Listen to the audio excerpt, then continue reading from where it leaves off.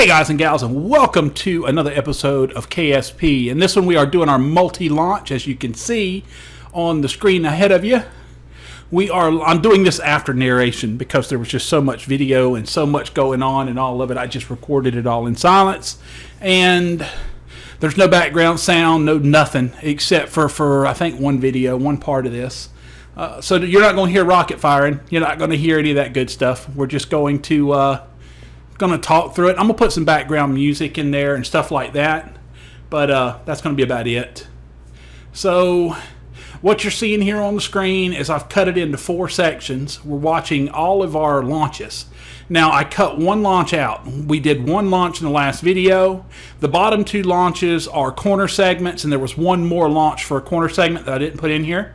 But as you can see, all 4 of them get into space with no issue. All 4 of them will eventually dock and complete, and then we'll put the space station together at super high speed. Now, this is rolling at about 1,000 times normal speed, these videos. So, yeah, they're moving. It looks like this video is going to take right at 30 minutes, and we will build the entire space station. What took me, I don't know. I guess I spent about 4, maybe 5 hours putting it all together.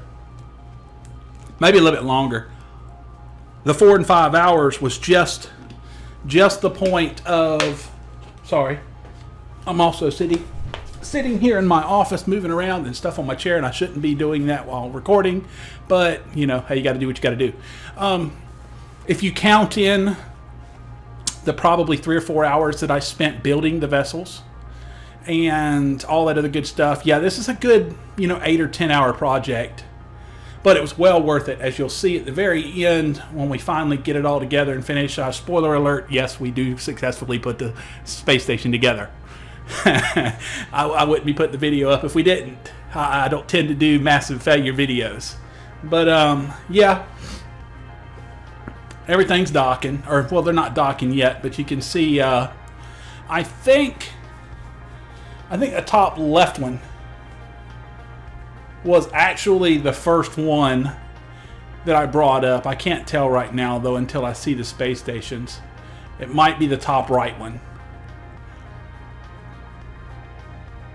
I can't remember what order I brought them up in, to be honest with you. So I'm watching them right along with me as I narrate this.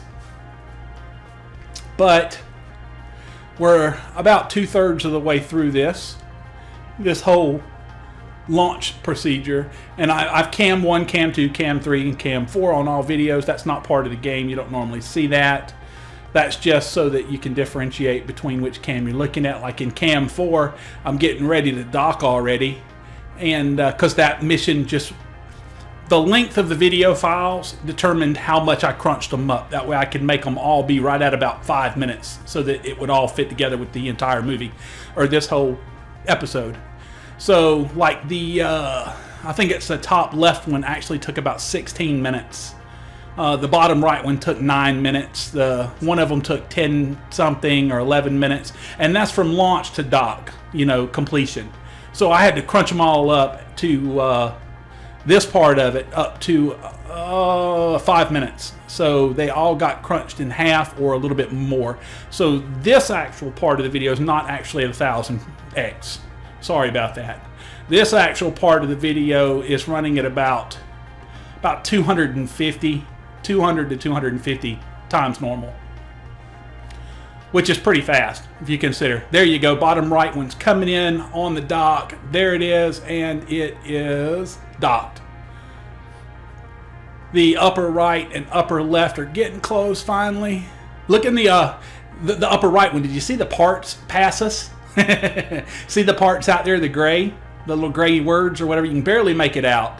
And in the bottom left, you can see parts passing us as we flew through. Yeah, I didn't clear out the debris after each successive docking so that we could pass it as we were coming in. Try and pretend, kind of like make it a little realistic or whatnot. But we're coming to the end of it.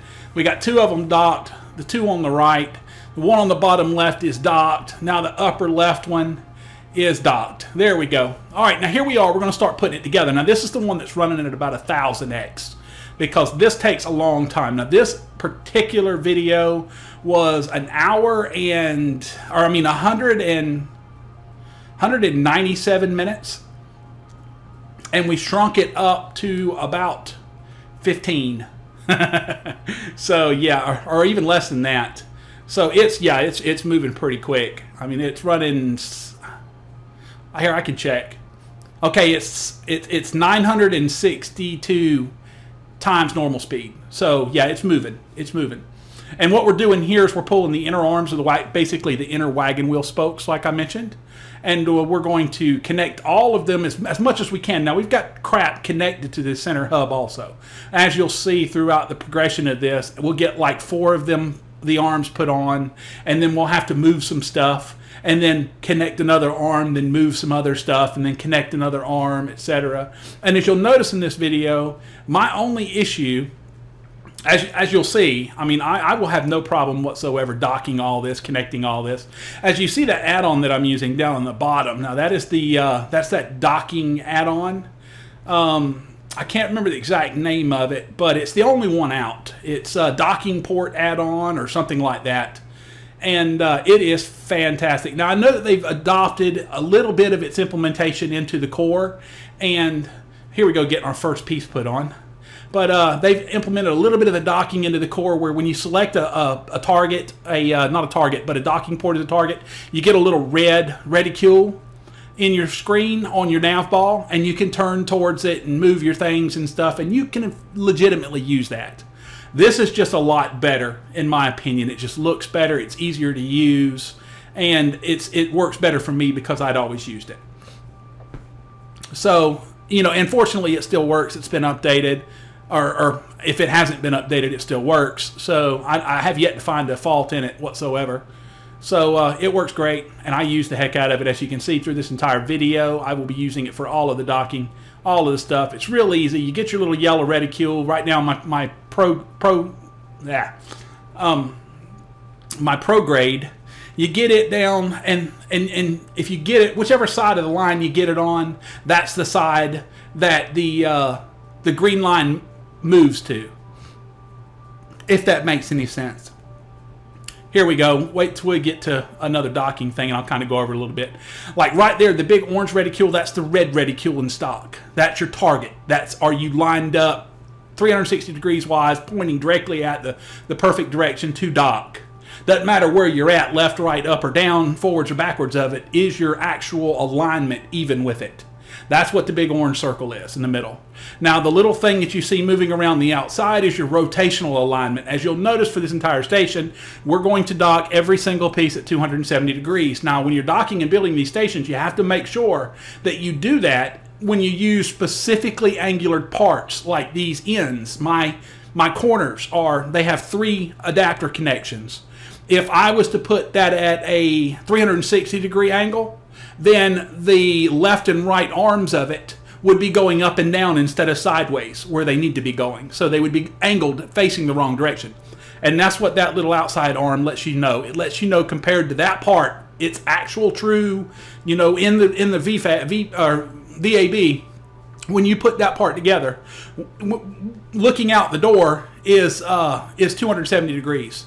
So when you're looking at the part from the right side, which is with the door, the main big door on your right, you're looking straight, that's dead zero. So that's the side that that's 270. Out the door, I think, is zero, 360.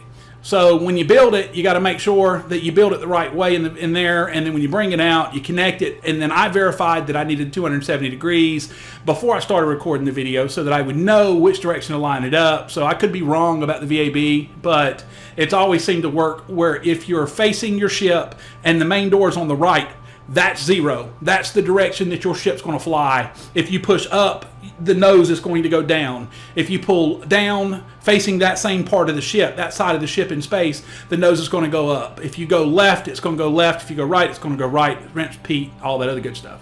So, but this is all stuff that you figure out with practice. It's not very difficult. None of this is really difficult. The hardest thing is spending an hour or so in space and playing around with the tug and moving some stuff around and trying to figure out how to line up docking and all that other stuff. And once you figure that stuff out, you can dock like a pro, just like I do. As you'll see, I don't have any issues whatsoever. I mean, in fact, if you've been watching down the bottom right-hand corner, you will never see a quick save this entire video. That's from launch all the way to completing, putting in the last pillar. I never quick save. I don't do that on these things because it was a project to see if I could do it. And because I hadn't done it. I mean, I had not built this station. I didn't want a quick save. Plus, I wanted to be able to see, I wanted to see in this if I could do it without screwing up. And I managed to do it without screwing up. Not at the very end of it, I start to clip apart, but I save it at the very last second, and everything went fine. It went ahead and docked. The last pylon docked. But it was touch and go for about half a second or so. I just about clipped and tore off the docking port of the station that I was trying to dock to, as you'll see towards the end of this video. But everything else went smooth as butter. And those of y'all that don't know, the enhanced effects that you see around the planet, the clouds and stuff, that mod is now working properly with KSP. You're going to crash. Your system, your KSP is going to crash, about once an hour. But the autosave feature works well enough that you're never really going to lose more than about 5 or 10 minutes, if that. So, I mean, it autosaves quite often. Now, that's just KSP. I've run it in basic with nothing, and it's crashed. Not very often, once or twice every 4 or 5 hours, if that. But it does tend to crash. I run into a memory error or something, and it crashes.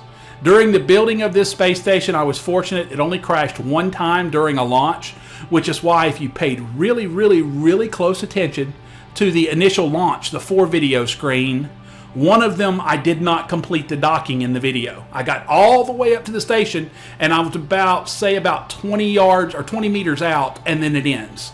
And that's why it ends, because the game crashed and I had to save that video and fix that video later so that I didn't have to redo it.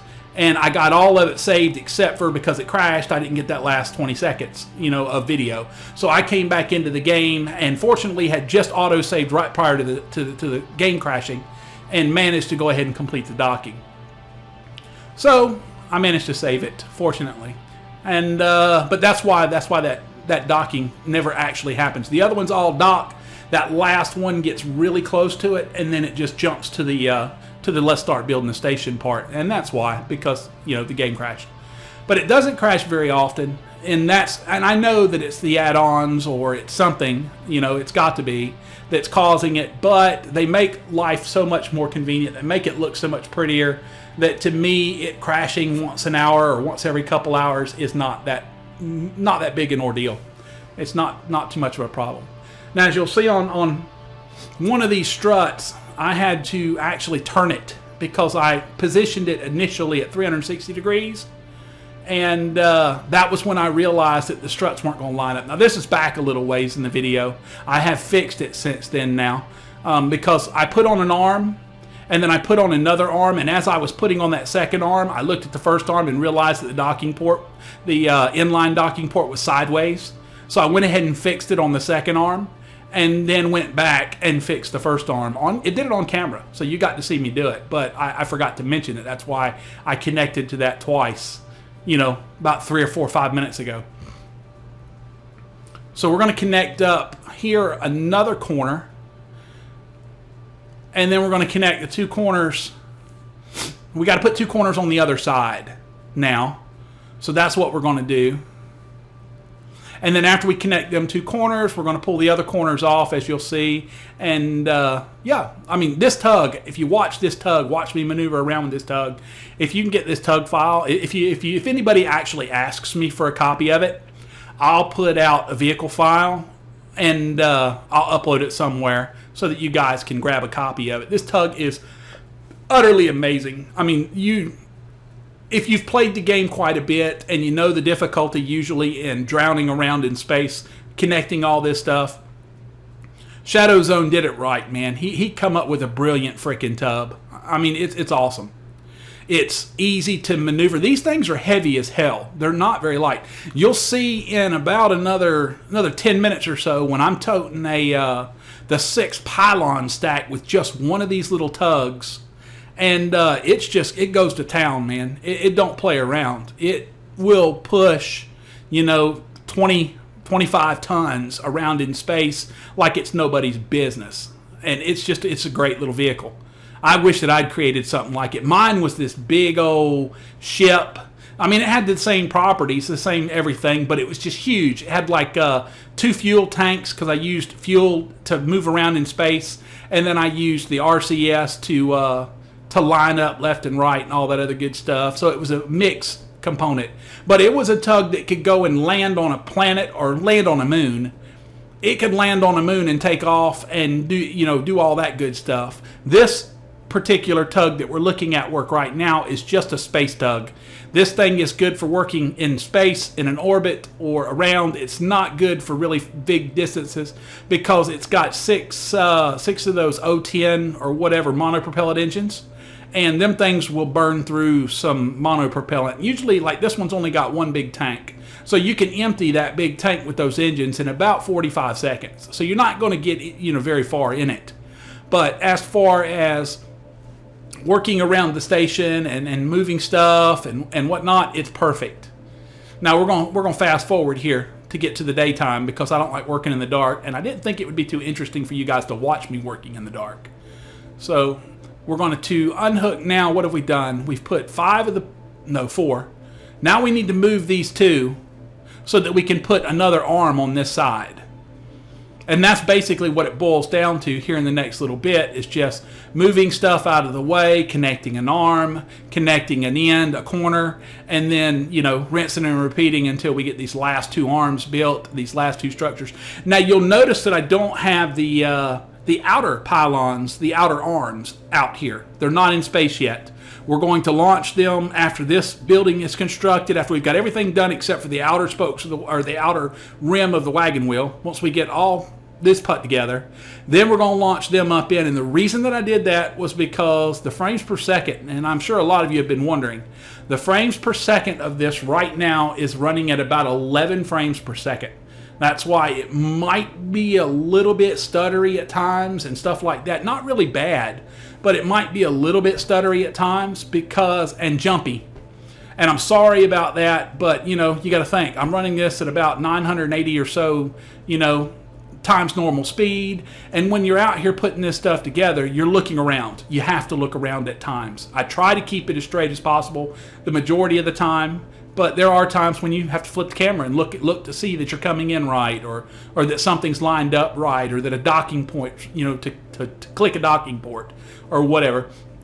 But I kept the majority of it that I could as stable and stationary as possible, like right there, just all over the place. Sometimes you have to. Sorry about that in advance. But we will bring those other pieces up, and the reason that we didn't was because I did bring them up and I did record it before I put it together, and the frames per second drops down to about 6 frames per second with those parts up here in space. So this station right here is it's 546 parts, 500 and something parts. I can't remember exactly, but it's a little over 500 parts. So the station, it really kills your frames per second. But then I went and I found an add-on. Now, I had already recorded all this, and I didn't see any sense in redoing it. But this is not my actual station that I'm using right now. It looks exactly the same, but this is not my station. I went and found a weld add-on. It's got a name. I can't remember what it's called. I'm sorry. Just research or just search for KSP and weld. I don't even think I show it throughout the video, to be honest with you, but it's a welding add-on. Now, what this add-on does is this add-on allows you to create something, a whole arms, like them arms. I created all of those arms. You can put one docking port, one light, one maneuverable, one specific type of item, like a clampatron or something like that on something, and that's it. But you could, it's got some limitations. Like I took the arms and I built the entire arm, and then I took the lights off of it, and I took the solar panels off of it, and I took the docking panels off of it. And it left me with an arm that was made out of like 34 parts. I then used that welding thing, that add-on, and I turned those 34 parts into one part. That's what it does. It allows you to take a section of structural units, batteries, things like that, and convert them into a single part, and then it adds that part to the Kerbal part database so that you can then go through your part listings, and where you would normally find, your regular parts like mono fuel and liquid fuel tanks and all that other stuff. Well, the part that you create goes in there. And there we jettison off the containment, the holders, and now we're going to dock this last piece, and then we got to put an arm on it. But anyhow, back to the welding add-on. It lets you connect all these pieces together into one part. Now, it still has the same functionality of all the parts, and that's why it has its limitations. That's why you can only have like one docking port or one light, because it becomes one part, and one part can't have multiple focus views of light. So it can't have multiple attachments for docking. It can't have, a science station and a, multiple, goo containers or something like that, because when you click it, you're clicking the entire part, not one specific area. Now, the docking ports, no matter where you put them, work. You can have regular docking ports on it, and they'll be okay. You can dock from the actual points that you click because it remembers the nodes. But you can't have multi-function facets. Like, you can't have it be a docking port, a light, and or a couple lights and a couple solar panels, because it won't know. Or even landing gear. It's the same. The easiest way to put it is landing gear. Well, when you click a one part and you tell it to open a landing gear, it's got one landing gear piece on it, so it knows where to open it to. If you put 3 legs on it, make it into one part, you tell it to open a landing gear, it doesn't know where to open all 3 of them at. So it's going to fail out. But for what we're doing, and the whole point behind this long spiel, here's the launch of the last 6 pieces. But the whole point behind my making this big spiel about this welding app, or this welding mod, is that I turned that station of 540 something parts into about 200 parts, or give or take a little. Give or take a little bit. It's around 160 to 200 or so parts. It's well under 300 parts. I can guarantee you that. I'm sure of that. And instead of being up there where when I brought these 6 up the first time, when I had all the other parts and I was just working, it was my frames per second frame rate got down to about 6 or 8. I then went back, used that welding program, relaunched everything, reattached everything, did all this off camera. I didn't record it. I just connected everything back up and got it back to exactly where it just was. And then I brought this ship up, and my frames per second was back up to about 35, 40. And that's because the part count dropped by over 300. So, if you're trying to build little things or even vessels that you're sending somewhere that are 200 to 300 parts like normal, then you don't need the add-on. But if you're trying to build a space station or you're trying to build something massive, I highly advise you figure out where to get it, figure out how to use it, and use that welding program, because it will take your part count. I saw a guy on one of the demonstrations for it. He launched a section of batteries, and it was like 1,000 batteries. It had like a 11 or 1,200 part count, and a little over 1,000 part count. And his frames per second was at about 2 or 3. He then went back in and took those batteries and made them, welded it all into one big part, took it up, and his frames were back up to like 50 or 60. And he still had all the battery power, all the fuel, everything like normal. This, as you can see how much smoother it is right now, even with all the stuff. Right now we're doing about 40 frames per second. See how smooth this video is versus the other ones, because we've got the frame rate to actually capture raw good video. So we're going to connect these. Unfortunately, I am not going to show. We're going to dock this. We're going to we're going to jettison a fuel tank, which I think we're doing right now. And then we're going to dock this to the station. And I am not going to include my connecting all of these. What I'm going to show is, I'm going to show me connecting the last one. So here in a minute, actually it's a few minutes, we're going to break away, and then you're going to see me bringing the last one in and connecting it to complete the station. And the reason for that is because this last 6 parts, it's very fine-tuning. You have to be really, as you'll see when I put the last one in.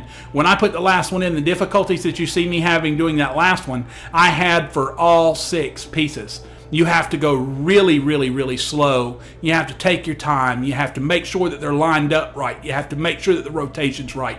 You have to be going in at about 0.04 or 0.05 speed.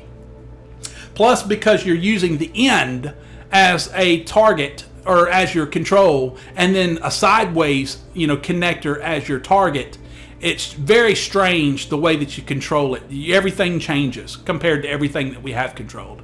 But there we go. We've docked it. Now we're going to switch around, and here I come in just a second.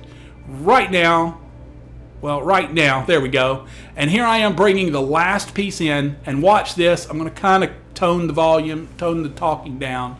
But as you'll see, I have to go really freakishly slow, like 0.2, 0.1.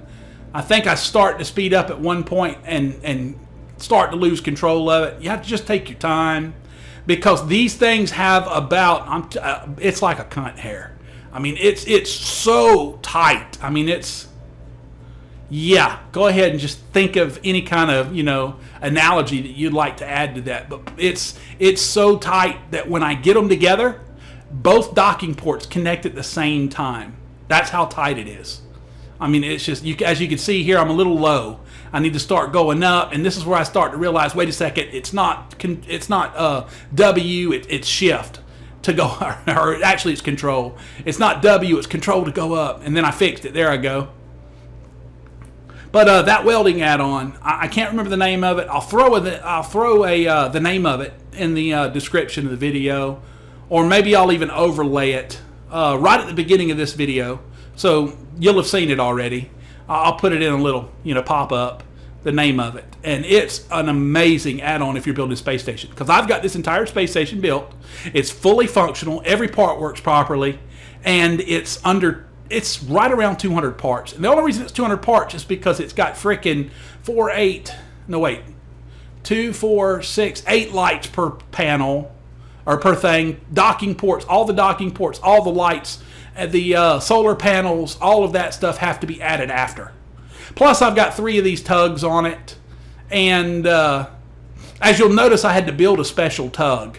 I had to build a tug with a regular docking port thing on it so that I could attach to this inline clamp to move these around and connect them. And look how tight that is. Good golly, there's where I hit the top of it. I think I already did, maybe. Yeah, I already did. Now I fixed it and got it back in line, saved it. I almost ripped that top docking port off, though, just a minute ago. And now we've got it rotation right, and we're just going to slide it into place, and then the whole thing's going to go crazy for a second, and it's all going to connect, and we'll be done. But that turned this into like a 200-part station and makes it fully usable. Now I can launch any craft. Everything works. It's got all its fuel, all the batteries. You get credit for there it is. And we're done, folks. The station's together. But you get full credit for everything. So the welding program or mod doesn't really change much. It just lowers the part count to a point to where the system can manage it. As you'll look up there, I'm in yellow, but my physics is going at about 0.9 0.9% rather. Yeah, 0.9 of 1. I mean, if you look at the seconds, it's a second, a second, a second. So it's just a tiny bit off. There's just a tiny bit. And there goes all the solar panels. Isn't that awesome? Doesn't it look pretty? And that's why I didn't put them on the inside arms. If you were wondering why they're only on the outside. Because then I could do it that way instead of making them go up and down. I think that looks better. And if I'd have put any on the inside arms, they would have touched or hit or clipped through each other. Yeah, they wouldn't have torn up, but they would have clipped through and it would have looked tacky. But that is the complete space station. Really hope you guys have enjoyed this. If you've got any questions about how I did anything, if you need any of the part files or the vehicle files or anything like that, be sure and just ask. I've got no problems with sharing. And I hope you enjoyed this. If you did, make sure that you click on that thumbs up button, like and subscribe to the channel, and have a great day.